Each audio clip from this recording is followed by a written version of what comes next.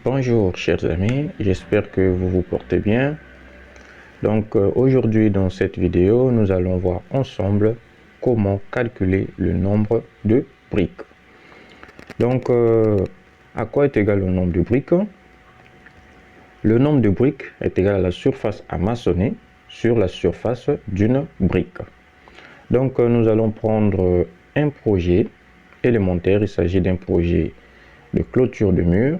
Donc comme vous pouvez le constater, donc peu importe l'envergure du projet, l'importance c'est de calculer la surface à maçonner et d'avoir l'idée sur la surface des briques à utiliser, et facilement vous pouvez déterminer le nombre que va contenir vos murs. Voilà, donc nous avons par devant nous ici sur l'écran les dimensions du mur, donc longueur et hauteur, ce qui nous permet déjà de déterminer la surface à maçonner. Il nous reste donc les détails de la brique. Donc les détails de la brique sont comme suit. Donc il s'agit d'une brique de 50 cm de longueur avec l'épaisseur de 20 cm et la hauteur de 20 cm. Donc ce qui nous permet déjà aussi de déterminer notre surface de la brique.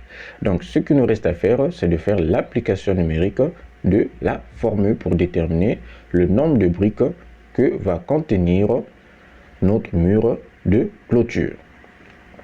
Voilà, donc application numérique. Nous avons le nombre de briques pour notre cas de figure ici est égal à quoi?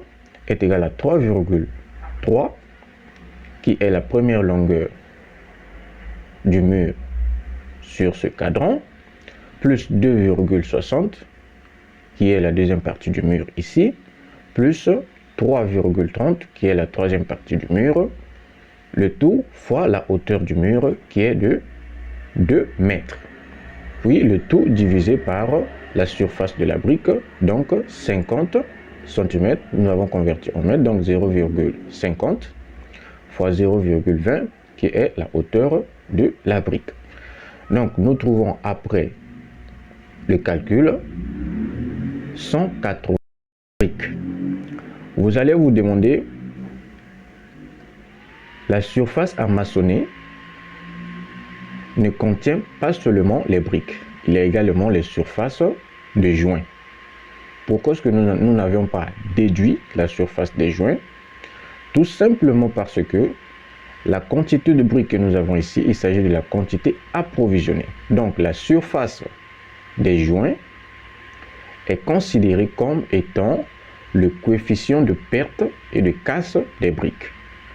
Donc la quantité ici que nous avons de 184 briques, il s'agit de la quantité approvisionnée. Donc ça tient en compte les pertes et casses des briques. Voilà, donc nous allons voir vous faites un deuxième cas de figure. Dans le cas où l'épaisseur du mur est différente de celle de la brique. Donc nous avons ici l'épaisseur du mur est de 25 cm et celle de la brique est de 10 cm. Dans ce cas-là, nous avons déjà l'idée que notre mur aura deux alignements de briques. Je veux dire deux rangées. Donc dans ce cas de figure, la formule sera comme suit. Donc la surface à maçonner sur la surface d'une brique et le tout fois 2 puisque nous aurons deux alignements de briques. Voilà donc pour cette vidéo. Nous allons nous arrêter là. J'espère que j'ai très bien expliqué. Sinon, s'il y a des questions, n'hésitez pas à les poser au niveau des commentaires.